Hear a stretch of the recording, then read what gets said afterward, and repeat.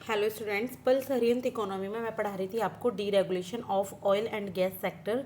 Chapter number 15 है infrastructure in pulse Arihant economy. तो मैंने आपको इसमें हेल्प और नेल्प के बारे में यहाँ पे सारा डिस्क्राइब कर दिया था। किसी कारण से वीडियो बंद हो गई थी जिसके कारण मैं आगे की चीज़ें कंफर्म नहीं कर पाई थी। चलिए आगे स्टार्ट करते हैं।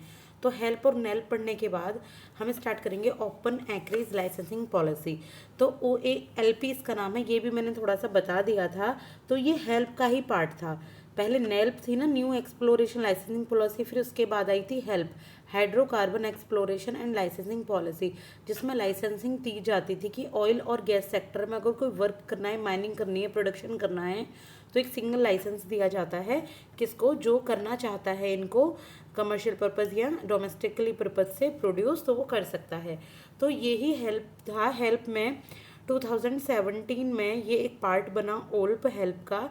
और ओल्प के अंदर क्या होता है कि जो पोटेंशियल इन्वेस्टर्स होते हैं, यानी कि जो इन्वेस्टर्स प्रोड्यूस करना चाहते हैं गैसेस को, पेट्रोलियम को, ऑयल एंड गैस सेक्टर को, तो वो सरफेस और सब सरफेस जो भी जियोलॉजिकल, जियोफिजिकल और जितनी भी टेक्निकल डेटा है, किस पे नेशनल डेटा रिपोजिटरी पर वो डेटा देख सकते हैं और अपना जो इंटरेस्ट है उस पर वो सबमिट करा सकते हैं कि आगे जाकर वो यहाँ पर प्रोड्यूस करना चाहते हैं गैस या ऑयल। इसके बाद है नेशनल डेटा रिपोजिटरी NDR। तो देखिए NDR क्या है। NDR एक pre requisite for making all operation is setup at the director general of hydrocarbons. तो एक डायरेक्टर जनरल ऑफ हाइड्रोकार्बन्स हैं जिसके अंतर्गत ये सेटअप की गई है NDR में डेटा रखा होता है, डेटा होता है सारा का सारा, जो जितना भी आपने गैस और ऑयल को एक्सप्लोर किया है और प्रोडक्शन किया है, तो सब कुछ किस में अवेलेबल होता है, NDR में। इसके बाद NDR में कौन कौन सा डेटा है, देखिए सेस्मिक डेटा है, वेल एंड लॉग डेटा है, स्पेशल डेटा है और other data like drilling, reservoirs and production.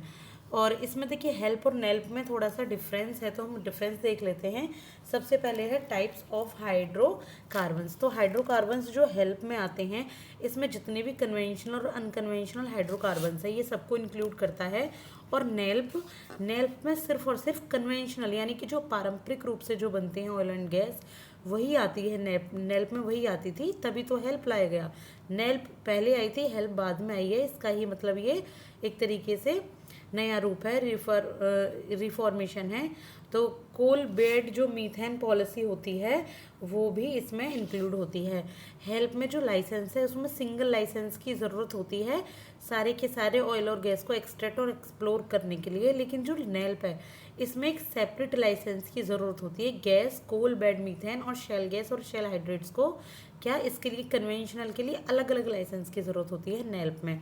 जो रिवेन्यू मॉडल है हेल्प का, तो रिवेन्यू शेयरिंग मॉडल, इसमें क्या होता है, जो रिवेन्यू है वो गवर्नमेंट के अंतर्गत शेयर किया जाता है, गवर्नमेंट के अंडर आता है और फिर वो बिडर्स जो होते हैं उनको इसका रिवेन्यू सबमिट कर दिया जाता है। जो प्रॉफिट शेयरिंग मॉडल है, under which government received A share in the profits. तो जो प्रॉफिट शेयरिंग मॉडल है नेल्प में, उसको ये गवर्नमेंट के अंतर्गत ही होता है और गवर्नमेंट इस प्रॉफिट को अपने अकॉर्डिंग शेयर करती है। इसके बाद कवरेज है, ओपन एक्रीज पॉलिसी है, जिसमें कि एक्सप्लोरेशन कंपनीज अप्लाई करती हैं to explore any block not under exploration. और नेल्प जो होता है वो exploration was restricted to blocks open for bidding by government. इसमें एक्सप्लोरेशन को बिड रेस्ट्रिक्ट किया गया है, किसके लिए, बिडिंग के लिए, जो भी गवर्नमेंट बिडिंग करती है उसके लिए ही ओपन है। बाकी ब्लॉक्स के लिए, ये बिजनेस पर्पस के लिए ये यहाँ पर बंद किया गया था। ये ओपन है, ये सबके लिए, कोई भी कंपनी इसमें ले सकती है एक सिंगल लाइसेंस और एक्सप्लोर कर सकती है। ऑयल एंड गैस प्राइसिंग, तो हेल्प में जो कंपनीज हैं उनको फ्रीडम है कि वो डोमेस्टिकली अपने ऑयल एंड गैस को बेच सकती हैं, कोई गवर्नमेंट की इंटरवेंशन इसमें इंक्लूड नहीं होती। और नेल्प में जो क्रूड ऑयल प्राइस हैं वो बेस्ड होते हैं इंपोर्ट पैरिटी पर, गैस जो प्राइस हैं वो फिक्स होते हैं गवर्नमेंट के द्वारा।